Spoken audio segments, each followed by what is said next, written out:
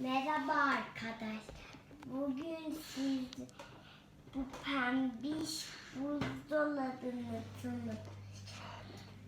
İçinden çıkan malzeme ve ben de diğer çıkan malzeme yollarla birleştirdim. Şimdi benim buzdolabım. Bakın şurası şöyle çalışıyor.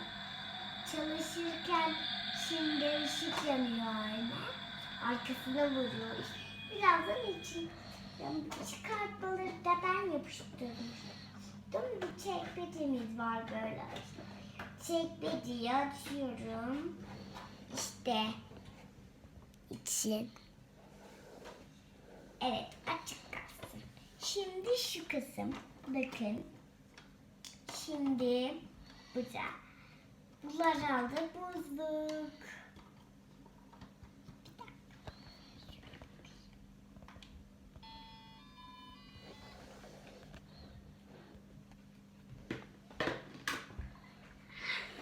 Şimdi içindeki bütün malzemeleri içine yerleştir.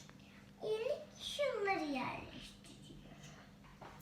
Allah, şu ağlayabilir miyim? Allah, Allah, Allah. Evet, şunları da alalım. Evet, evet, evet. Şunları böyle koyalım. Ne onlar? Tabaklarımız ve raflarımız. Şimdi üstten böyle alttan bir de şuradan şöyle de sonra çekmeceye. O zaman da çekmecede bitiyor olacak benim. Yumurtalık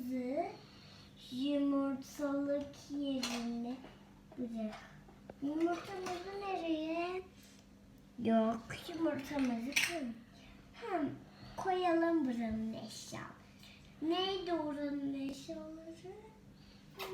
Hadi. Hindistan cevizi buraya. Toz ekmeklerimiz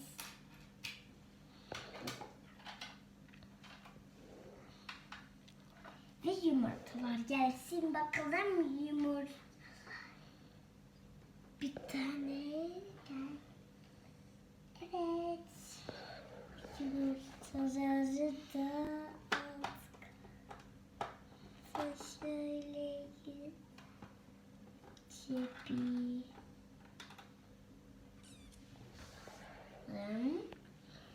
Evet, bu kısım tamam. Şimdi gelelim buraya. Buraya meyveler, şuraya sebzeler. Sebzelerimizi al. Bir şu iki, bir şu iki. Dolap. Allah gidiyoruz. Şöyle yerleştirdik.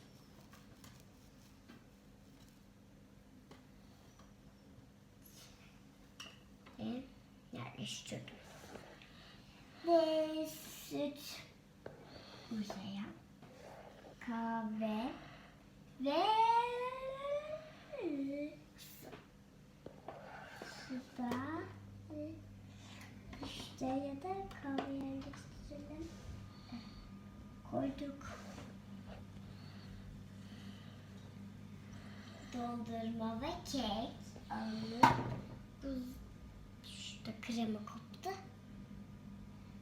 Şöyle buzluğa yerleştirdik.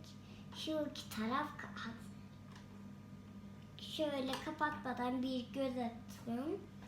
Şimdi kapattık. Evet, şimdi buralar. Meyveler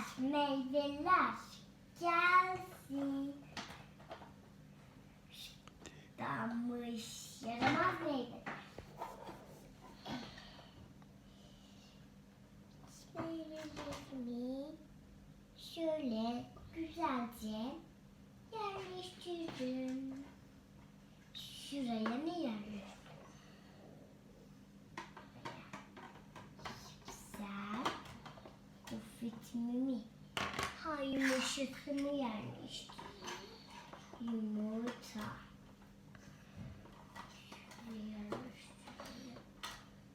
marul. Oha.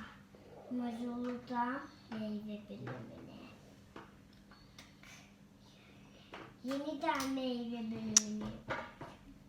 Meyve bölümü yeniden olacak. Çünkü pek olamadı. İlk marul.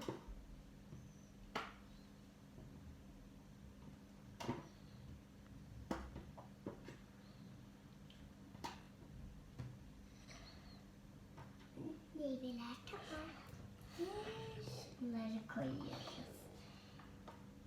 Yiyecekler ve içecekler azalıyor.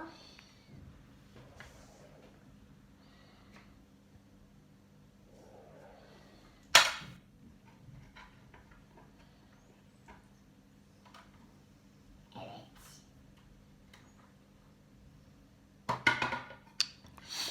Hadi. Şöyle koyuyorum. Şimdi şunu buraya. Şimdi gofretlerimi çekmeceye. Buzdolabının içi tamam. Şöyle bir göz atın. Çekmeceye de. Tamam gördük. Şimdi buzdolabını her şeyden önce göstermiştim ya. Bu da onların parçası. Bardak ve buz. Benim videom bu kadardı. Bay bay arkadaşlar. Güle güle. Siz de benim böyle videolar çekmeye devam edin. Hoşça kalın.